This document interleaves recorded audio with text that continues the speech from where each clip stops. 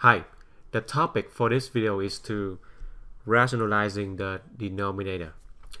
Rationalizing the denominator is to get rid of the radical in the denominator. Okay, let's try a few problems. For example, this problem, we are asked to rationalizing the denominator. So that means you don't want the square root to stay at the bottom. So how do I get rid of the square root here? Well, we multiply by the same square root of 6 at the bottom. But remember, if you multiply something to the bottom, you do the same thing to the top because you don't want to change the original expression. If you multiply the same expression for the top and the same thing for the bottom, so basically they will cancel out each other, or you just multiplying by 1 for the whole thing. Okay, so do the same thing to the numerator as you multiply the square root of 6 here. Okay, so when you multiply the two square roots, right, we keep the square root, we multiply 6 and 6 together, and then we multiply 4 to the square root of 6. There's nothing we can do here, so you can keep the 4 outside. 6 times 6 give me 36, and the square root of 36 is 6 because 6 times 6 give me 36. And then we can simplify this one further. We know that because we have 4 and 6, so when I divide by 2 on top and bottom, right, 4 and 6, they have the common factor of 2. So I divide by 4 by 2 here and by 2 here. 4 divided by 2 give me 2. 6 divided by 2 give me 3. And there's nothing we can do with the square root of 6, so we keep it. So that's how you rationalizing the square root at the bottom. The next question is, how do I rationalizing the denominator with the cube root? Okay, so this is a little bit different from the last example. We are given the cube root, not the square. This is the cube. Okay, so the trick here is the same thing.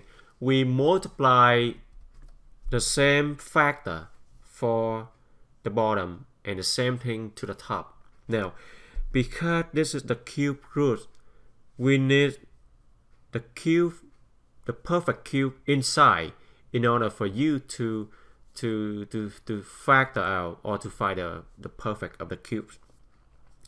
We know that this is 3, and 3 here means the power of 1.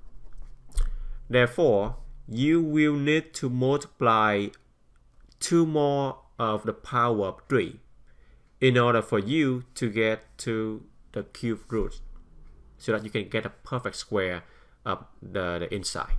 Okay, so we multiply the same radical with the index, the same 3, and then we multiply the same 3, but we need 2 more in order for you to get to 3. Why? Because we multiply the same base 3, you add the exponent 2 and 3, 2 and 1 together give me 3, right? And once you have 3 for the index, 3 for the power, you can take away the 3. So no more radical from the denominator. Okay, so I multiply 3 to the second power. Second and first power together give me 3. 3 and 3 cancel out. And therefore I multiply the same thing here to the top. Okay, so the 3 jumps to the outside. No more radical. 2 stay here. 3 square give me 9. And nothing else we can do. So we stop there.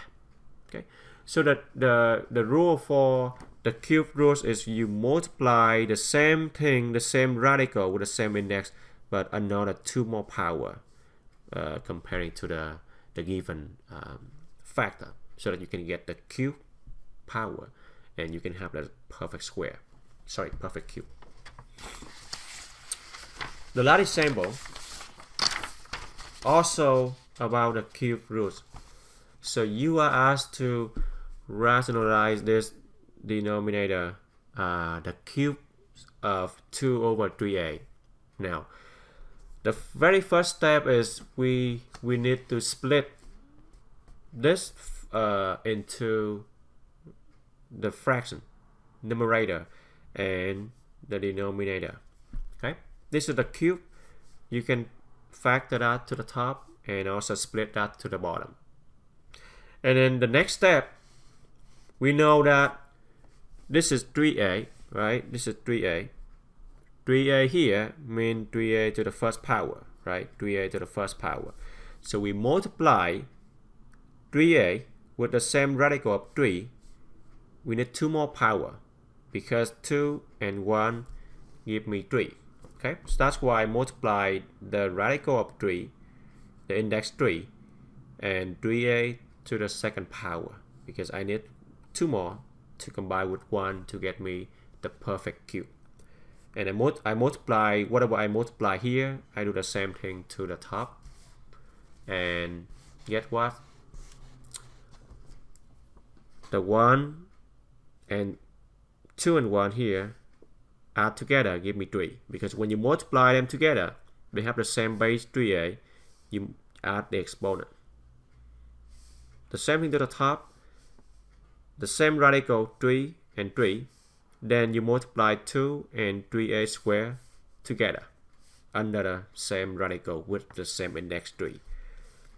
3 squared give me 9, a squared give me a squared. We keep the 2.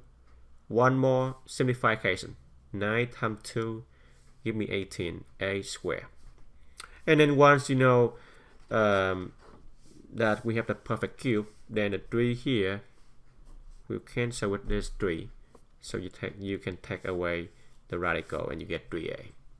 And there's nothing you can do to the top. This is the third index. This is a square less than 3, so you can do nothing to a. 18 is not a perfect cube, and you cannot simplify that. So this is the final answer. Okay, so that's how you rationalize the denominator with the cube roots. So we multiply to the bottom with the same radical, with the same index, but 2 more of the power of the factor, so that you can make the denominator to have the perfect cube. Okay. All right. Thanks for watching.